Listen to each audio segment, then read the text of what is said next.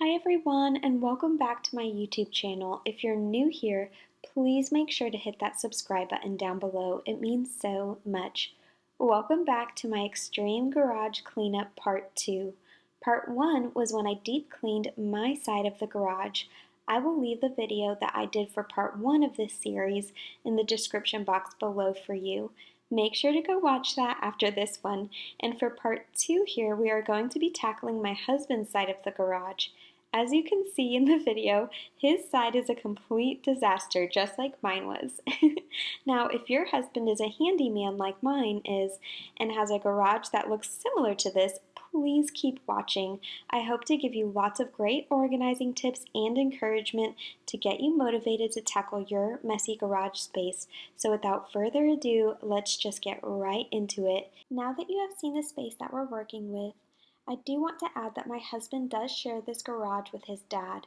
His dad and his mom rent out our basement apartment from us, and so his dad does have a small area in the garage that he likes to work at. Here it is in the clip here. Now we're not going to touch any of his things because those are his things that I'm sure he'll want to go through once all of our stuff is organized. But for now, we're going to just focus on the rest of the space that I showed you. The first thing that you're going to want to do is create a to-do list. This way, you know the order in which you want to get things done.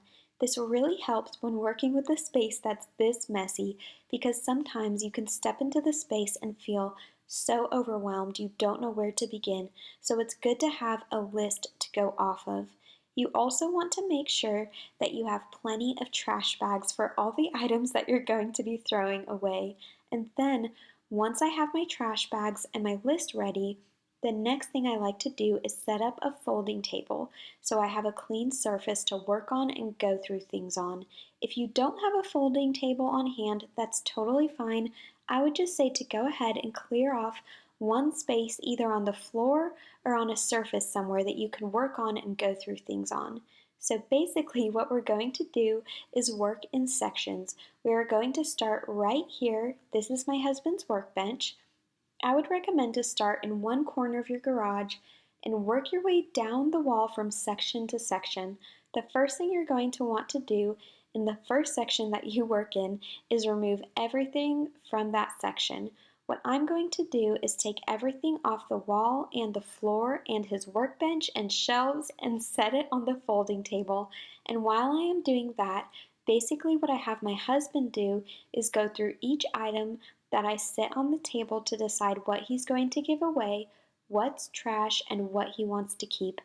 Now, this was quite easy for us because there wasn't anything that my husband wanted to give away. It was either a keep or a throwaway item. So when he was done throwing away the items he didn't want, what I had him do next was take the items that he wanted to keep and place them on the floor on my side of the garage in sections. For example, my husband has HVAC tools, painting tools, woodworking tools, etc. So he basically set each individual item in a pile according to the category that that item went with on the floor. And while he was finishing going through his items, I went ahead and vacuumed the top of his workbench as well as the shelves and the floor and the mat by his workbench with a shop vac. If you don't have a shop vac, you can totally do this with a broom. Now, it took my husband and I 3 days to complete his side of the garage. We didn't get started on day one until later on in the day, so his workbench was the only space that we were able to go through, along with a few other sections on day one. And I do just want to encourage you, don't feel like you have to complete a project this big all in one day. If you approach it with that mentality, most likely you will end up frustrated, stressed out, and disappointed. One thing that I have had to learn as a homeowner over the years is that projects always take longer than you expect them to, and it's better to just be patient and enjoy the process along the way, remembering that there is an end in sight. Don't think about what it currently looks like in its messy, unfinished state. Think about what it will be and allow that to be your driving force as you work through each task.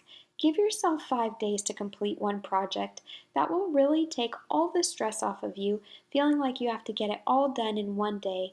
Now, I didn't video day 2 because we basically spent day 2 building a new woodworking bench for my husband and hanging a few shelves up that we will show you now, along with painting his current workbench. So, this is the beginnings of our garage makeover.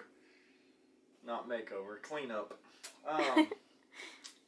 So this is a workbench that I built, but I wanted to build it so I could roll it around and do different woodworking projects on it, and different things. So I bought a piece of 12 gauge hot roll steel for the top, because I've always wanted to have a workbench to where I could beat and bang on it and clamp stuff down.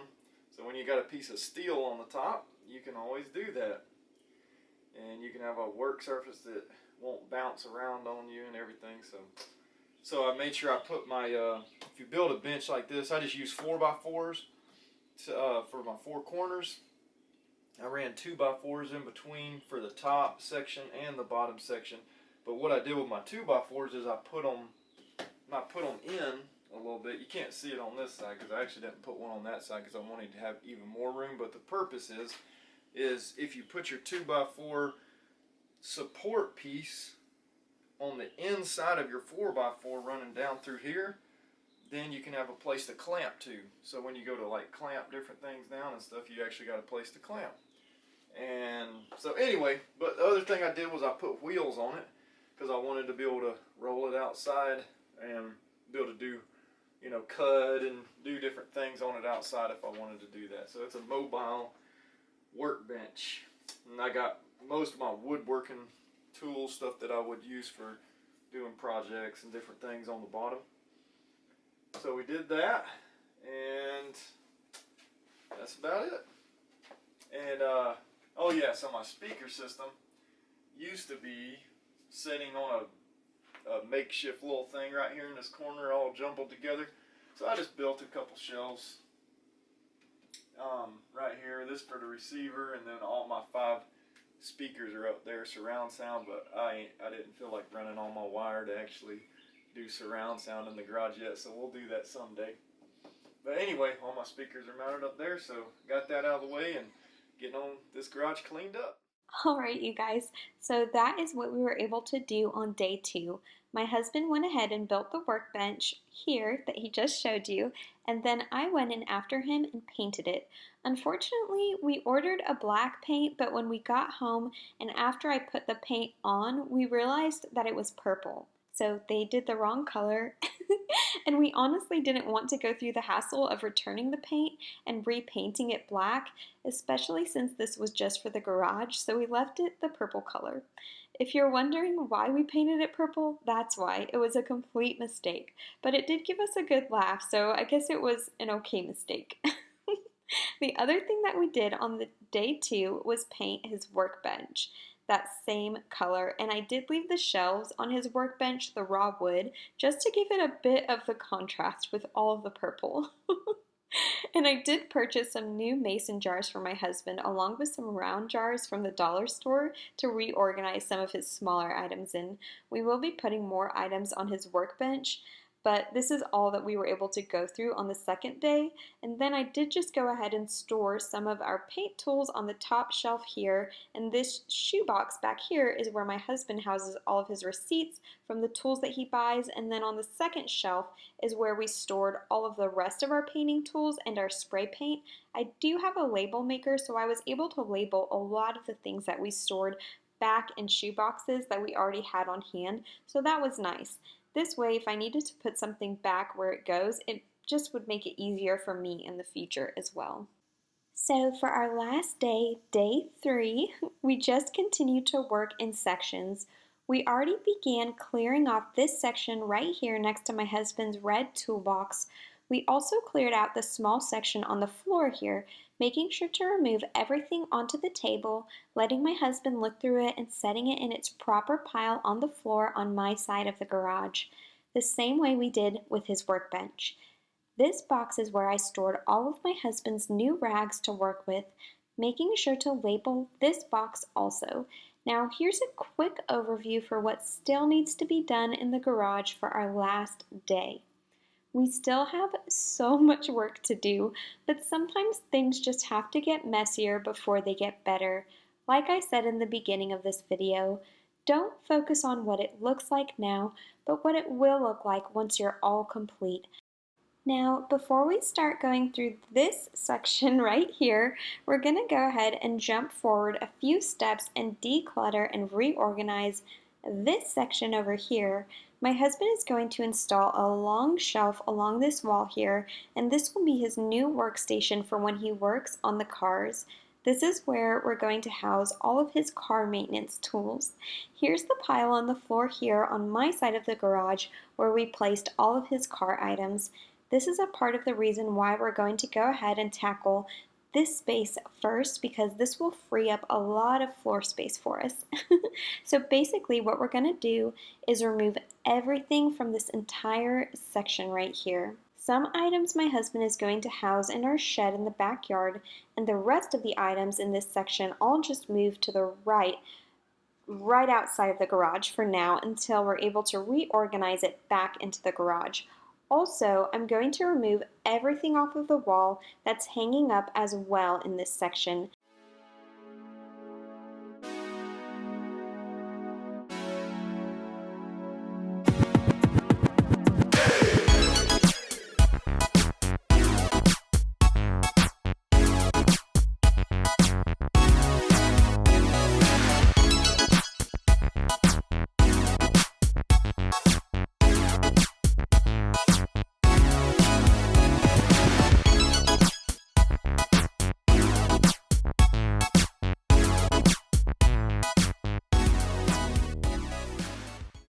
And then, once everything is removed, I'm going to take the shop vac and vacuum everything really well.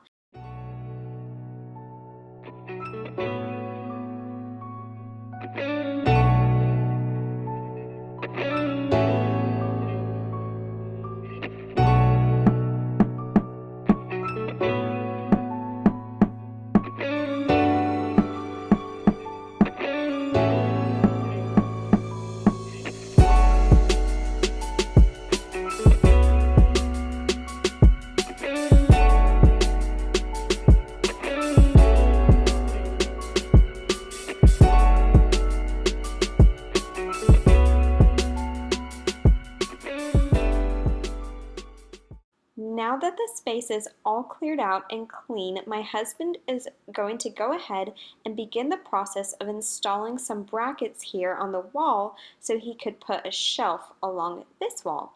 While he does that, I'm going to take all of the car items that are in a pile on my side of the garage one by one and wipe each individual item down and set it in an organized pile right next to the shelf he's building.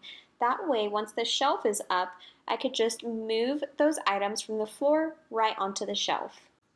Now that my husband has the shelf put up, one extra thing that we're going to do that I thought of kind of last minute was take this piece of old wood paneling down off this section of the wall and replace it with a piece of scrap wood that we already had on hand, so we can use that wall as extra storage space.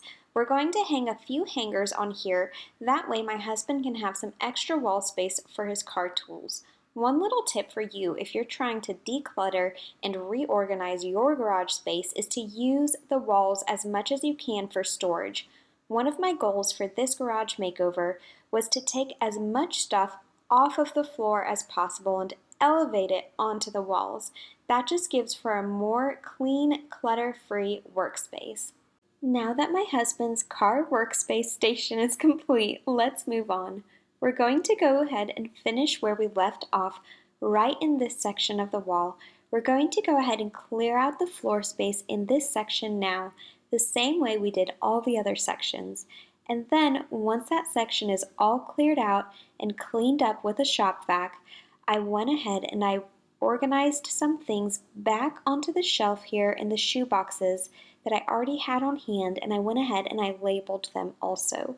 Now, my husband has kept a lot of his old license plates, and so instead of just leaving those out on the counter somewhere in the garage, I had him go ahead and hang them up on the wall right here.